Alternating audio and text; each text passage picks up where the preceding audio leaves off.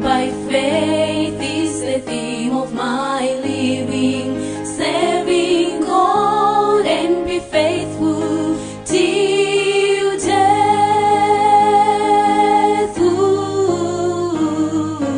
When this life is over and the wake is ended, Jesus Christ to come and take me home, where there'll be no sorrow, all is peace and joy. Forever we will sing redemption song.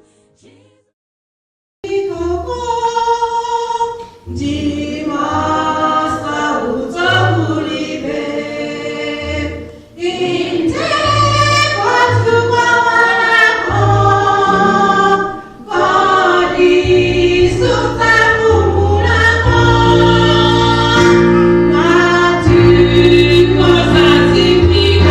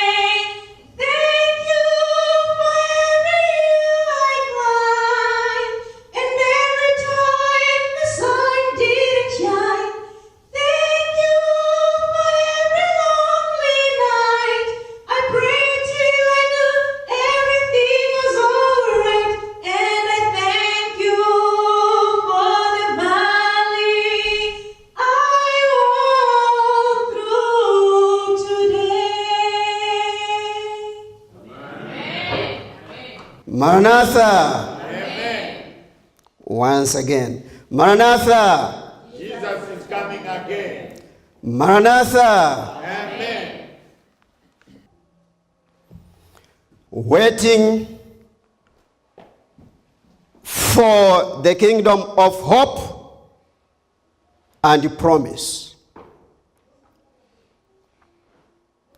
Waiting for the kingdom of hope and promise. Let us pray. Our loving Father, we need you at this moment more than ever. Let your Holy Spirit be with each one of us so that we can be reminded and we can grab whatever we are going to share to one another. In your name I pray. Amen. Amen. Waiting for the kingdom of hope and promise. I am reading from Daniel chapter 2, verse 44. And in the days of these kings shall the God of heaven set up a kingdom which shall never be destroyed, and the kingdom shall not be left to other people, but it shall break in pieces and consume all these kingdoms, and it shall stand forever. Let us be reminded of our country, Malawi, where we are coming from. Dr. Hastings Kamut Banda was the first president of the Republic of Malawi. He ruled the African nation from independence in 1964 up to 1994. He played a crucial role in the breaking up of the Federation of Rhodesia and Nyasaland, now Zimbabwe, Zambia, and Malawi. He was a major political player in Africa from the middle of 20th century until he retired from politics in 1990s. He was born in Malawi and attended school in abroad, where he graduated high school from Wilberforce Academy in Ohio in 1925.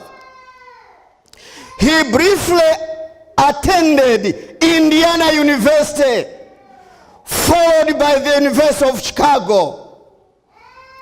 To fulfill his dreams about Malawi, President Hastings Kamut Banda, ambitious and goal-oriented in his youth, he matured into a political sophisticate and led Malawi's passionate struggle against forced federation that was also upon northern and southern Rhodesia.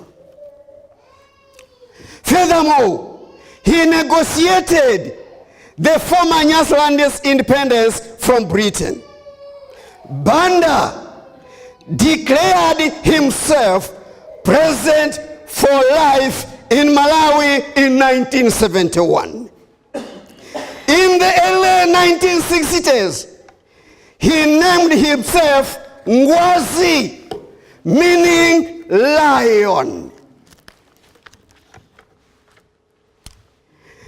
In mid-1994, Banda lost control of the country to Bakiri Muluzi, who led the country in multi-party democracy system. Later, Dr. Bingwa Mutharika took over the presidency and he died before finishing his term of office due to cardiac arrest. His vice president, Dr. Joyce Banda, finished term and never got re-elected. The brother to former president, Dr. Bingwa Mutharika, Professor Arthur Peter Mutharika, became the president for Malawi through the ballot. He is currently serving as the president of Malawi, which is a republic state. My point is, all those leaders share the same goal of setting up the government or kingdom of hope. Their desire is to bring Malawians to better living that all can enjoy. They all have tried to fight and eradicate hunger, poverty, diseases, and envy. They have strived to bring peace and unity amongst the people, as well as fighting against tribalism. However, some of those leaders have died without achieving their dreams for the country. This reminds me about God's plan for the ages through King Nebuchadnezzar from Daniel chapter 2. God's kingdom is the only kingdom of love, is the only kingdom of hope, is the only kingdom of forgiveness, and is the only kingdom of promise of everlasting life. Amen. Briefly, in the second year of Babylonian king's reign, Nebuchadnezzar had a dream one night when he was worried about the future of his kingdom. During that night, he had a dream that left his mind troubled, that he could not sleep. He was convinced that it contained a message of utmost importance and was not like most dreams that he had in the past. To make it worse, the king had forgotten the entire dream and its contents. In accordance with the common belief among the ancient, he regarded this as a divine message. Nebuchadnezzar demanded that the magicians, astrologers, and Chaldeans should to recall the dream and his recollection and expound its meaning.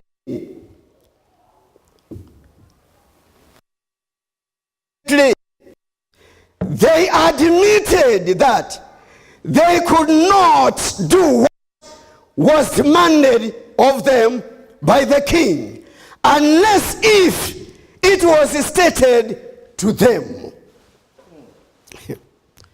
From verses 12 to 13, the king passed a decree to the wise men, since they failed to recall the dream to his recollection and expound its meaning.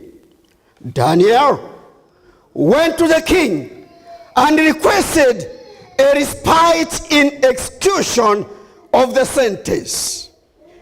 He and his friends gave themselves to prayer. The secret was revealed to Daniel in a night vision. When reporting to the king, he told him that there is God. He told him there is God who made the king know about the dream and its interpretation.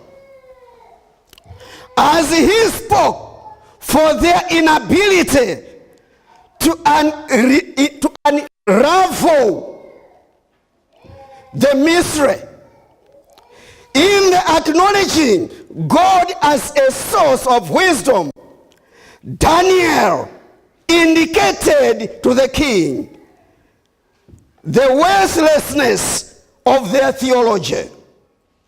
Indeed, of polytheism in general. That he alone, as Yahweh's spokesman, he had the answer, points unmistakably to the reality of the God of the Hebrews. And he said, but there is a God. I repeat, Daniel said, there is a God in heaven who reveals mysteries. Amen. Here Daniel is emphasizing that no one, I said, no one can compare Yahweh with all fantasy gods of the heathen who are high and dry to disclose anything. Amen. God's kingdom is the only kingdom of love. Amen. Kingdom of hope. Amen. And the kingdom of promise of everlasting life. Amen. In this text, Daniel disclosed the main theme of the dream. He saw in vision the huge image of four, the breast and arms of silver, the belly and thighs of bronze, and the legs of iron, with their oddly constructed feet of iron mingled with clay. This composite stage was then reduced to powder by the huge stone, and the powder was blown away by the wind. The image had stood. The rock grew to the size of the huge mountain that filled the whole scene.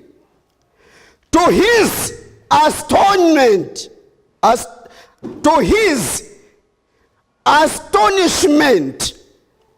Nebuchadnezzar, the accuracy of every detail of Daniel's description. He must have been leaning forward to hear the explanation from what he now knew to be a spokesman from God. Daniel said, this was the dream, and now we will interpret it to the king. You king, you are the king, you are the head. And O king, are the King of kings. The God of heaven has given you dominion and power and mighty and glory in your hands. He has placed mankind and the beasts of the field and the birds of the air, wherever they live. He has made you ruler over them all. You are that head of God. After you, another kingdom will rise, inferior to yours. Next, a third kingdom, one of bronze, will rule over the whole earth. Finally, there will be a fourth kingdom, strong as iron, for iron breaks and smashes everything. And as iron breaks things to pieces, so it will crush and break all the others. Just as you saw that the feet and the toes were partly of baked clay and partly of iron, so this will be a divided kingdom. Yet it will have some of the strength of iron in it, even as you saw iron mixed with clay. As the toes were partly iron and partly clay, so this kingdom will be partly strong and partly brittle. And just as you saw the iron mixed with baked clay, so the people will be a mixture and will not remain united any more than iron mixes with clay. God's kingdom is the only kingdom of love, hope, and promise of everlasting life. We are living in the kingdom of feet and toes, which is partly clay and partly iron. In this kingdom, people around the world will remain disunited. I mean, in the kingdom that we are living in. People and various organizations have tried to bring unity in the world through marriages, but their efforts have ended up being fruitless. Numerous organizations have been formed just to bring peace, love, and forgiveness around the world. For example, in Africa, groups such as United Nations and Health Organization, World Health Organization, Organization of African Unity, or AU, just to mention a few, have tried their part to bring change. President Hastings Comes Banda and his one-party government system tried to bring unity in Malawi, but he failed. Bakiri Mlusi and others that followed him tried their best to bring peace and unity, but up to now, the same government system is failing to unite the people. Leaders all over the world are trying to bring peace and unity in their countries, but many of them end up being frustrated because of failing to achieve their goal. Sad to say that every day we are experiencing calamities from one end to another. Death after death, wars and rumors of wars all over the world, divorce and remarry at the fastest rate than expected, Tribalism amongst the people within the nations as well as around the world is common. Yes, we are in the kingdom of no peace. We are in the kingdom of no love. We are in the kingdom of no hope. We are in the kingdom of no forgiveness. We are in the kingdom of no promise of everlasting life. Daniel sustained with the interpretation by saying to King Nebuchadnezzar that this is the meaning of the vision of the rock cut out of a mountain, but not by human hands, a rock that broke the iron, the bronze, the clay, the silver, and the gold to pieces. The great king has shown the king what will take place in the future.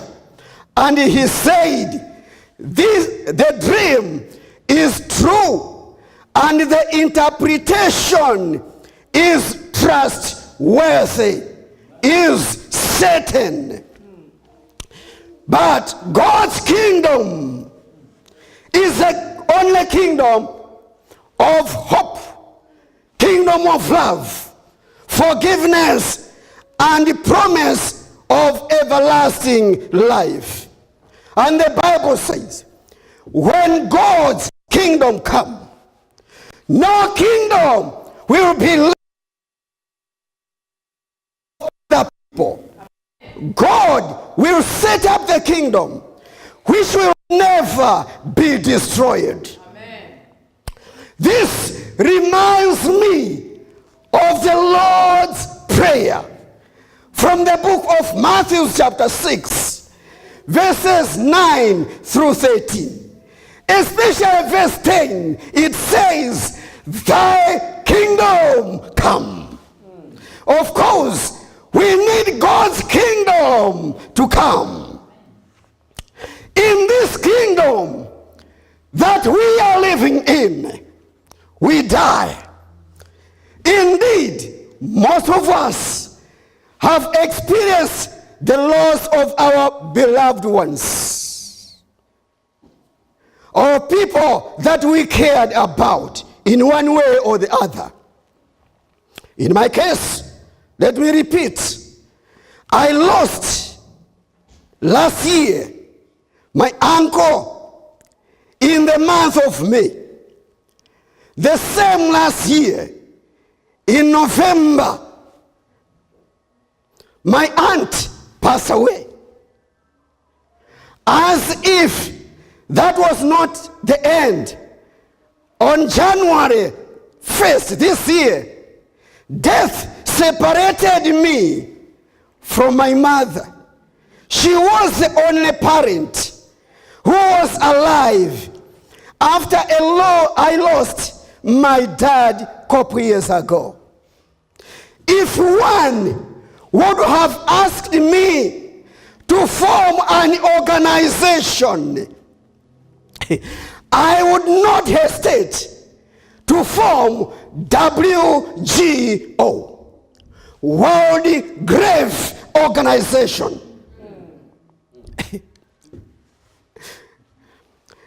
I would not hesitate to form that organization, just to fight against death and the grave in these earthly kingdoms. Amen.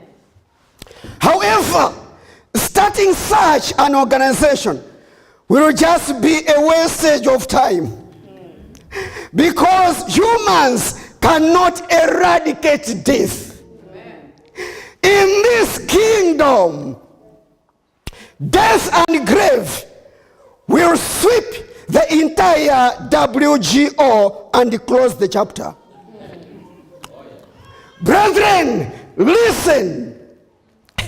Listen to me. In that kingdom, in the kingdom of God, there will be no more death.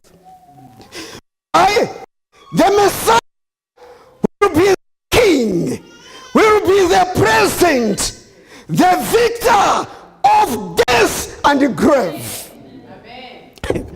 In this kingdom that we are living in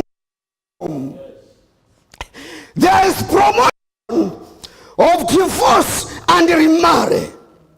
The children are suffering because of these greedy parents. But in that kingdom, there shall be no more divorce and remarry. Why? We shall be like angels.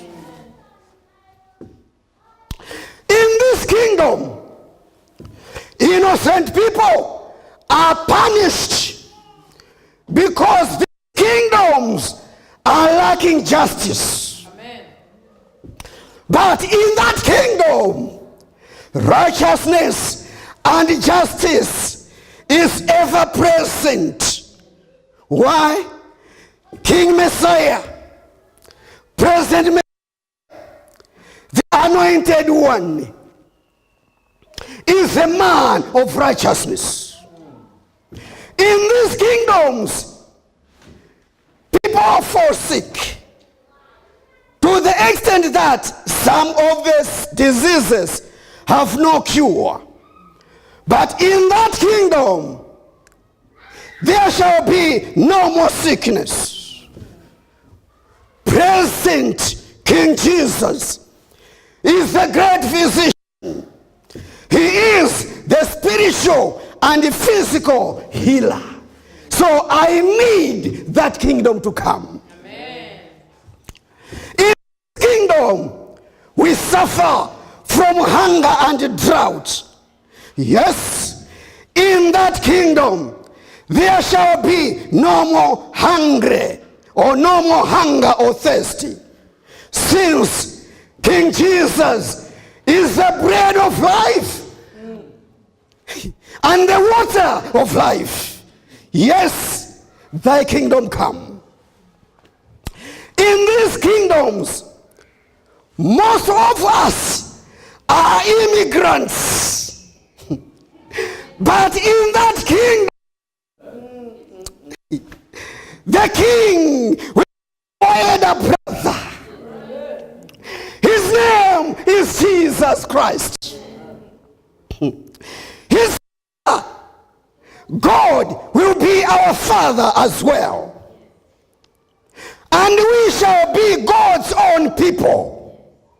No more immigrants.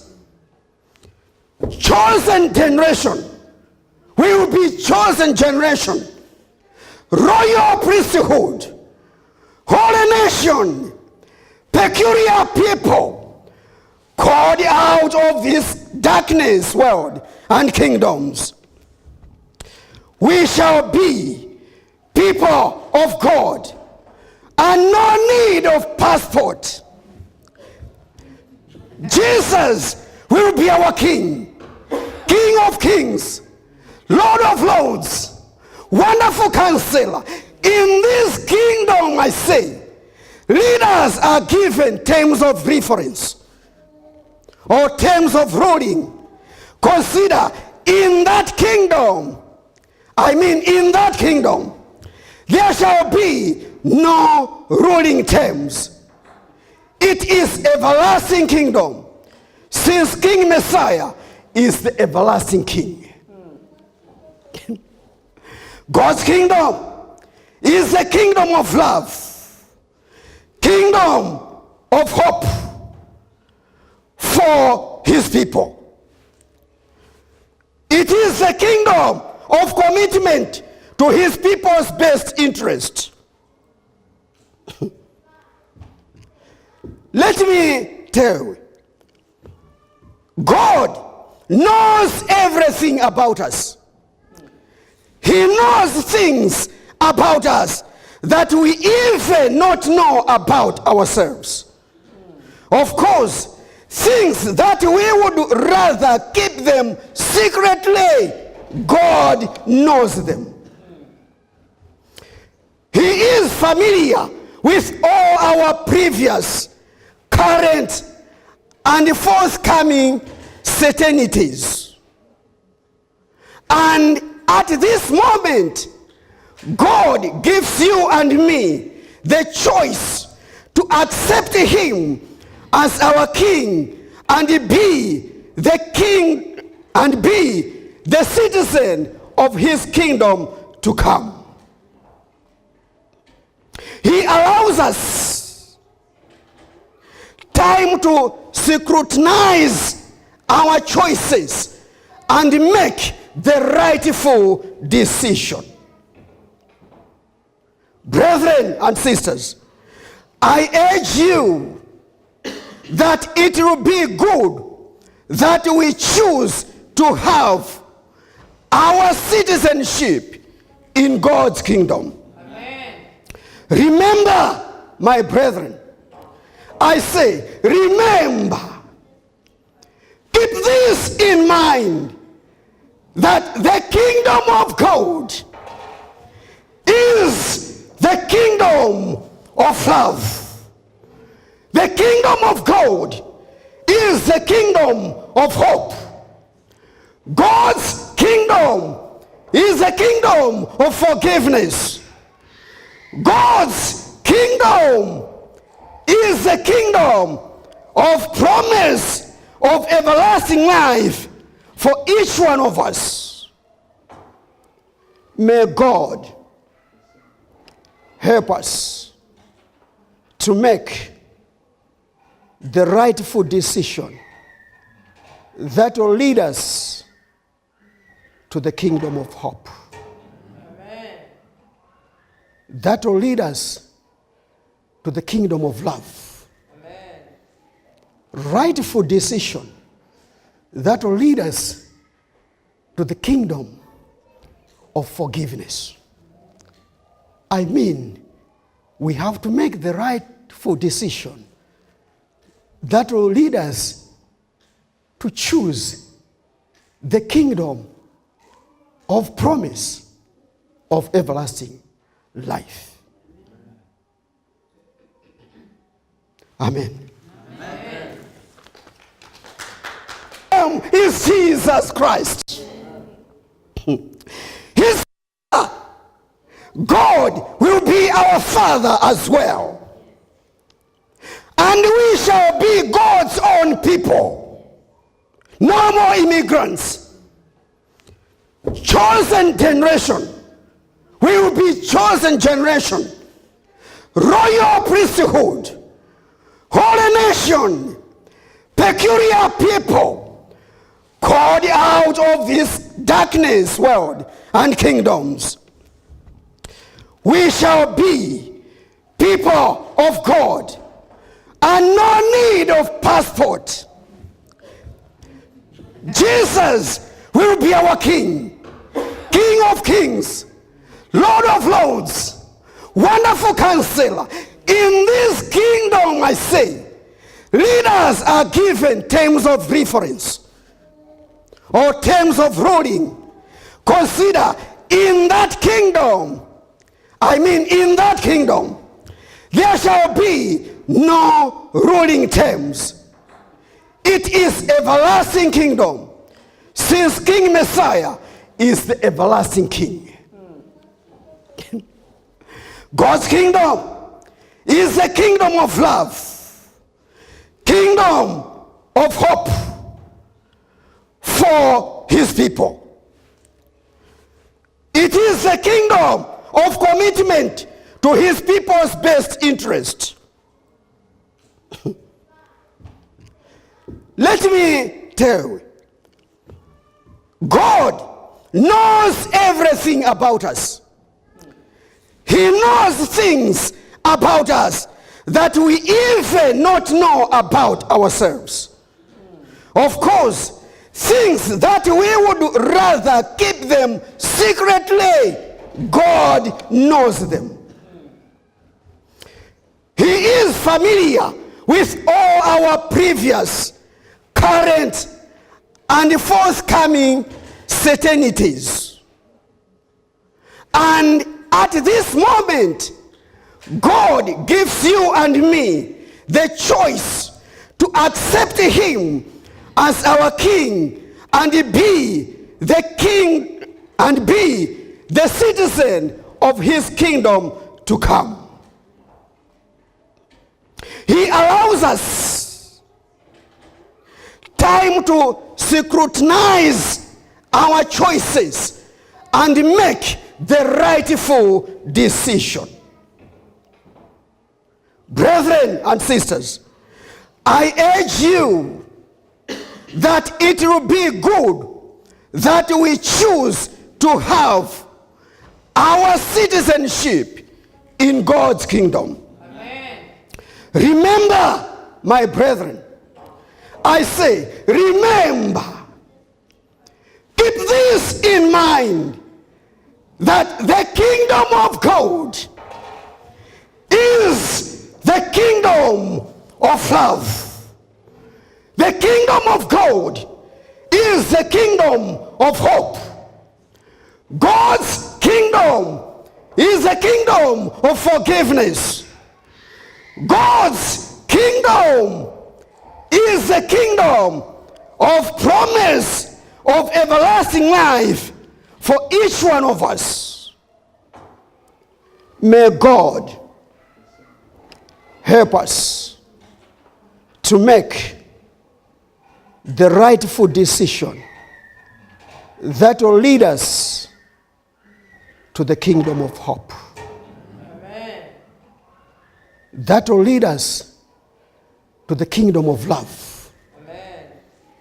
Rightful decision that will lead us to the kingdom of forgiveness. I mean, we have to make the rightful decision that will lead us to choose the kingdom of promise of everlasting life. Amen.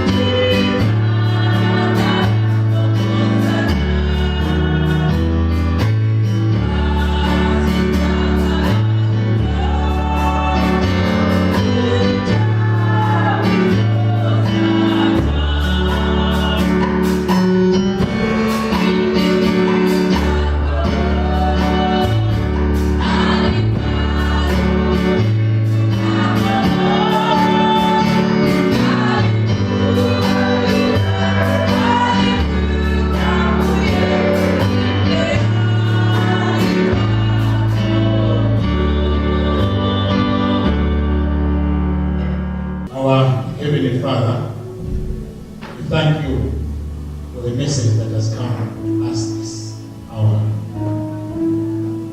We have seen how the kingdoms of this world, the kings of this world have failed us. Lord, we thank you for presenting to us your kingdom, which is a better kingdom. The kingdom where there is no suffering, there is no pain, there is no death. Lord, we long to be in that kingdom. We ask you to help us so that we can be members of your kingdom. Thank you for Pastor David who delivered this message. Be with us all as we live in this world where there is a devil. We ask you to help us so that we can be citizens in your kingdom. Be with us all. In the name of Jesus Christ we pray. Amen. Amen.